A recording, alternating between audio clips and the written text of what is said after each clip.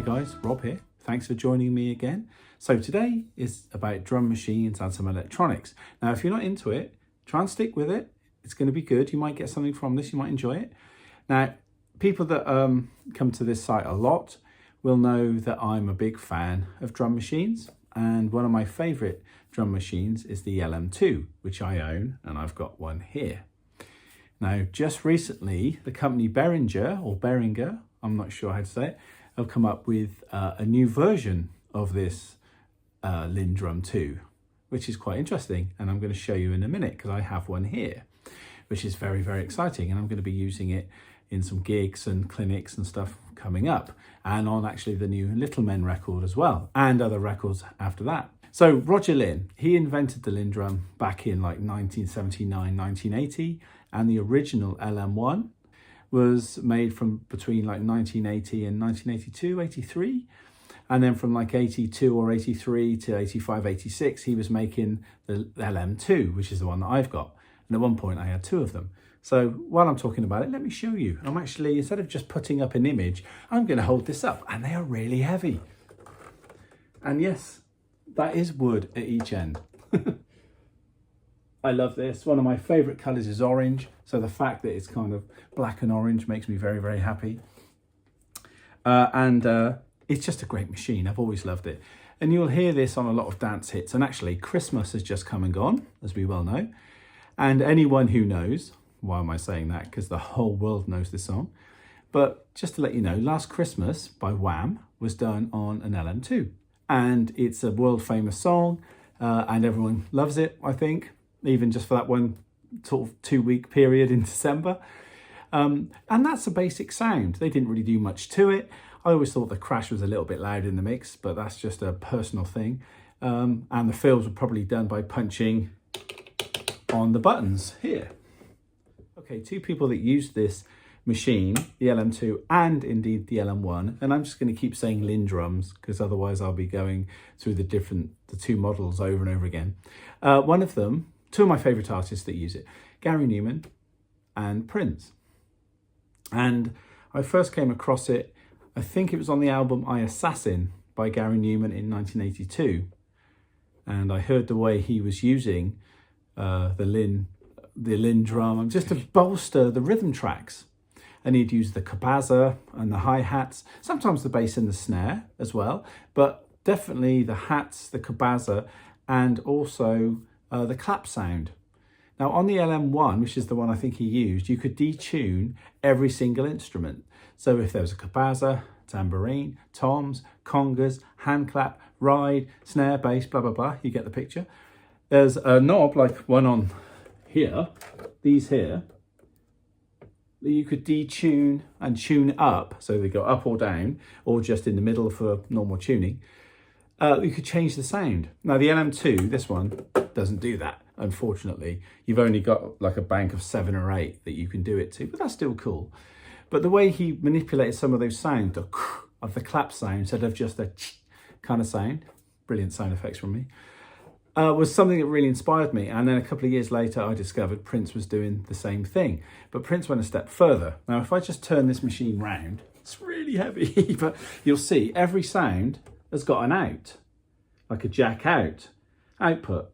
So that means you could put any of these sounds through an effects pedal or an effects unit, distortion, phase, compressor, wah-wah, gates, whatever you wanted. And that's where Prince came in, because on albums like 1999 and Purple Rain, and certainly this one, which is my favorite, I found this one here. I tried to find my physical copy of Gary Numan I Assassin, but I couldn't find it. And there's this one from 1986, which is worth checking out, where he uses acoustic drum set with the LinnDrum, with all the different gates and different sounds and effects on it. And also Sheila E's playing drums on this, and Bobby Z. So it's like LinnDrum, live drums, and there might be some Simmons on there as well. But it was a real cacophony of sounds that still sounds big today when it comes out the speakers in the car or at home. The drum sounds on it are just, I mean, the songs are great as well, and the funk is groovy. And anyway, yeah, so he was one of the first people I heard manipulate the parts. So some parts could be dry, straight from the machine. you know, as they were programmed, and other parts were obviously programmed, but put through different effects units to give different sounds. When Doves Cry, that's just one off the bat that does that, you know, different sounds. And the Beautiful Ones is another one off of Purple Rain. Anyway, and I've always loved it. And at one point I had two LinnDrums, Linn LM2s. I'm doing it again. And I used to do this sort of thing like a John Cage or Steve Reich thing, where I'd start them, program them both the same with the same pattern, press start at the same time. Because they were analog and they didn't sort of run like to digital, like a click or anything, they would sometimes move at a very human feel. They'd move slightly. So the grooves would be like this. And then eventually over time, don't know how long, it was always different, they would start to kind of cross over each other and eventually go back round until they met again. It was kind of weird. I always wanted to do it as like some sort of art installation with a drum solo over the top or something, you know. I never got a chance to do it because I had two of these LM2s, and I sold one just after COVID because, like most musicians, I needed the money. So, and somebody was desperate for one, and I thought, what's the point of owning two? Like, pass it on to somebody who really wants it. So this is a cool thing, but being analog and old, it doesn't always switch on. And when it does, sometimes in that readout screen, which you can't see, but that one there, it sometimes comes up with something like, if you've ever seen Predator, before he sort of blows himself up, he opens a little unit, like a gauntlet on his arm, on his wrist, and flicks a few things and some digits come up. It looks a bit like that. And when it does work, it's great, but it doesn't always. So Behringer, go back to Behringer, decided to do this. And I guess they got Roger Linn's, you know, kind of okay to do it, I guess. Hopefully Roger is doing well out of this. I really don't know. But look at that. Virtually the same thing, same pads, same faders here, much lighter, kind of wood effect each side. But this also does other things. So I said before, you could only tune certain parts of it. On this one, inside internally on this bit here, you can actually change all of the sounds and you can add your own sounds. It's a sampler as well. So it's a more modern, up-to-date version. I've literally just got it, so I don't know much about it myself. So I'm gonna, you know, program it and mess with it, and hopefully I'll have a little kind of like what's cool about it in a few days' time, or maybe longer because I'm quite busy. But I just think it's really cool. I want to start using this at little main gigs, at my drum clinics and stuff. I think there's certain textures and sounds I can get from this which are going to be really useful in the studio and live. And I'm just kind of excited, really. It's kind of a cool thing. And they've got the outs again on the back. But obviously there's MIDI and all sorts of stuff. You know, stuff. I'm not really a tech head, as you can tell. When I'm on the road, my drum tech usually takes care of this. Either Johnny McGowan or Wee Davis takes care of this sort of thing. But yeah, so I won't blind you with science when I have road tested it, but I just think it's a really cool bit of kit. LmDrum hybrid 812-bit sampling drum machine. I wish I knew what that meant. But anyway, yeah, there it is.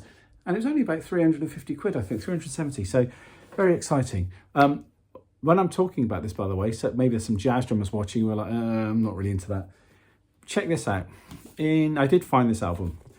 In 1985, Tony Williams released this album, Foreign Intrigue, which is a great record. We got Donald Harrison on there, Wallace Roney, Bobby Hutcherson, Mulgrew Miller, and Ron Carter. And it's modern jazz. You know, he's doing his thing, as you would expect, but he's actually triggering at times, probably with his finger, you know, after the takes were done. But as extra effect, he's actually playing some of the sounds from the LM2. And for someone like Tony Williams, who had all that jazz vocabulary there, you know, and he was a star from when he was 16, he was brilliant then. But to be up in the 80s and still listening to stuff around him, especially the electronics, and thinking, I'm going to have me a piece of that. I think that's brilliant. And I swear to God, Buddy Rich would have been playing drum and bass as well by the end of his career, or before the end of his career. I'm sure of it, you know. He had syndromes in the 70s as well. And I'm sure if he'd have made records with Phil Collins, because that was rumoured that Phil Collins was going to produce some stuff, I'm sure Phil might have tried to bring some other stuff in as well, or maybe some of the funky tracks, who knows. But yeah, so drummers out there, don't poo-poo it. If you're not into electronics, you don't have to go out and buy loads of stuff, you know. Just maybe think about how they could maybe add to your drum set. Because if, like, Tony Williams was up for it, I'm not saying you do it on a jazz trio gig at Pizza Express, but, you know, just for your creativity, maybe in the practice room, adding extra little rhythmic elements to your band's songs or something could be of interest to you. Anyway, I'll do a review on it at some point, let you know what it's like, if I liked it, if I dug it or not. I'm sure I will. Very excited about it, as you can tell. Thanks for tuning in. Hopefully you'll go and check out some of those records I just mentioned. You might dig those as well. As ever, thanks for watching. Like, subscribe, please share. 2025 is the year for sharing. Any comments, please leave them below, good, bad or ugly, about the LM drum machines. I personally love them, and I hope you do too. And if you've had any weird experiences with them, like they won't turn on and they've left you out in the cold at times. Okay guys, thank you and take care, and I'll see you soon.